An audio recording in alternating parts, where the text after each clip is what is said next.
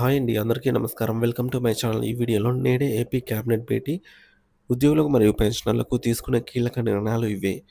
పూర్తి వివరాలైతే వీడియోలో తెలుసుకుందాం. వీడియోని ఎక్కడే గాని స్కిప్ చేయకుండా ఎండ్ వరకు చూసేయండి. ఇన్ఫర్మేషన్ పూర్తిగా అర్థమవుతుంది.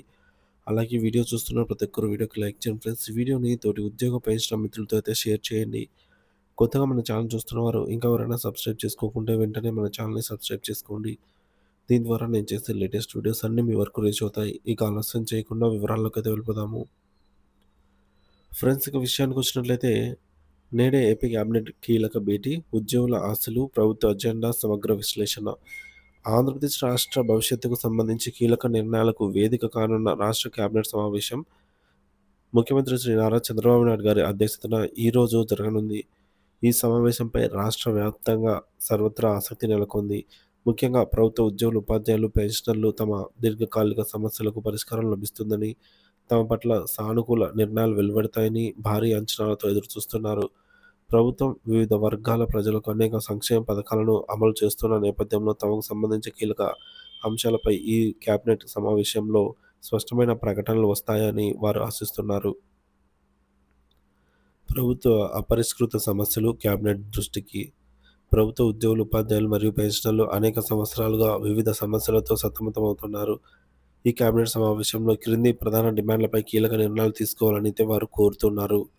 మొదటిది పెండింగ్‌లో ఉన్న డీఏ బకాయిలు.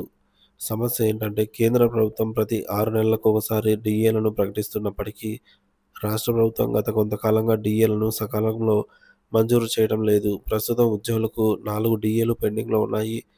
దీని ప్రభావం దీనివల్ల ప్రతి ఉద్యోగి లక్షల రూపాయల మేర ఆర్థికంగా నష్టపోతున్నారు.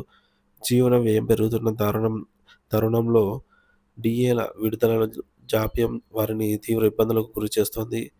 డిమాండ్ ఈ కేబినెట్ సమావేశంలో పెండింగ్‌లో ఉన్న డీఏలన్నిటినీ విడుదల చేయాలని, కనీసం 2 డీఏలనైనా తక్షణమే మంజూరు చేయాలని ఉద్యోగులు బలంగా డిమాండ్ చేస్తున్నారు. కేంద్రం ప్రకటించిన వెంటనే రాష్ట్ర ప్రభుత్వం కూడా డీఏలు విడుదల చేస్తే ఆర్థిక భారం ఒకేసారి పడకుండా ఉంటుందని వారు సూచిస్తున్నారు. రెండవది పీఆర్సీ ఏర్పాటు మరియు అమలు. సమస్య ఏంటంటే 12వ వేతన సవరణ సంఘం పీఆర్సీ గడువు ముగిసి చాలా కాలం గడిచినా నూతన పీఆర్సీ కమిషన్‌ను ఇంతవరకు ఏర్పాటు చేయలేదు. డిమాండ్ తక్షణమే 12వ పీఆర్సీ కమిషన్‌ను నియమించాలని, దాని సిఫార్సులను త్వరితగతిన అమలు చేయాలని ఉద్యోగ సంఘాలు డిమాండ్ చేస్తున్నాయి. పీఆర్సీ అమలులో జాప్యం వల్ల ఉద్యోగులు ఆర్థికంగా నష్టపోతున్నారని వారు ఆవేదన వ్యక్తం చేస్తున్నారు. మూడవది మధ్యంతర భృతి సమస్య. నూతన పీఆర్సీ అమలులో జాప్యం జరుగుతున్నందున తక్షణ ఉపశమనంగా మధ్యంతర భృతిని మంజూరు చేయాలని డిమాండ్ చాలా కాలంగా ఉంది.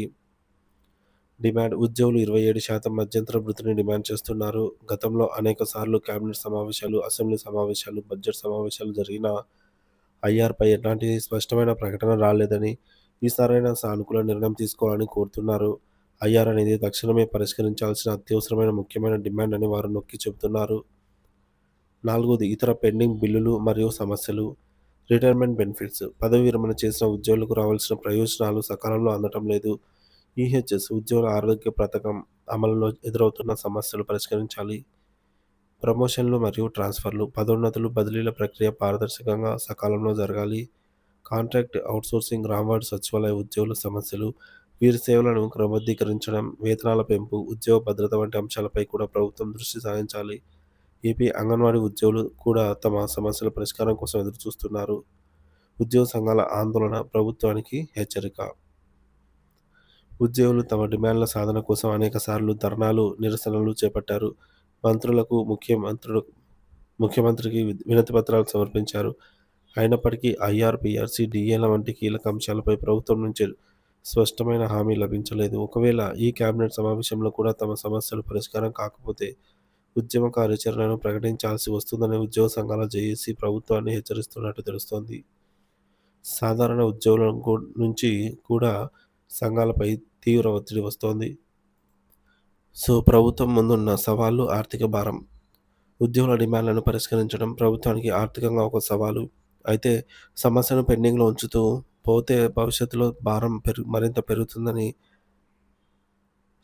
ఆర్థిక నిపుణులు అభిప్రాయపడుతున్నారు. డీఏలను ఎప్పటికప్పుడు విడుదల చేయడం, పీఆర్సీని సకాలంలో అమలు చేయడం, మధ్యంతర భృతిని అను ఆనందించడం అందించడం ద్వారా ప్రభుత్వంపై ఒకేసారి అధిక ఆర్థిక భారం కూడా పడకుండా క్రమంగా సర్దుబాటు చేసుకునే అవకాశం ఉంటుందని వారు సూచిస్తున్నారు. అందరి చూపు కేబినెట్ నిర్ణయాలపైనే. ఈరోజు జరగబోయే కేబినెట్ సమావేశంలో ఉద్యోగుల సమస్యలపై ప్రభుత్వం సానుకూలంగా స్పందించి వారికి శుభవార్త అందిస్తుందని, కీలక ప్రకటనలు వెలువడతాయని అందరూ ఆశగా ఎదురుచూస్తున్నారు. ముఖ్యమంత్రి చంద్రబాబు నాయుడు గారు ఉద్యోగుల న్యాయమైన డిమాండ్లను పరిగణనలోకి తీసుకొని వారి సంక్షేమానికి పెద్దపీట వేస్తారని, రాష్ట్ర అభివృద్ధిలో కీలక ప్రభుత్వ యంత్రాంగానికి అండగా నిలుస్తారని అయితే ఆశిద్దాం. ప్రభుత్వం ఈ దిశగా చర్యలు తీసుకొని ఉద్యోగుల పట్ల సానుకూల నిర్ణయాలు వెలువరిస్తుందని అయితే కోరుదాం.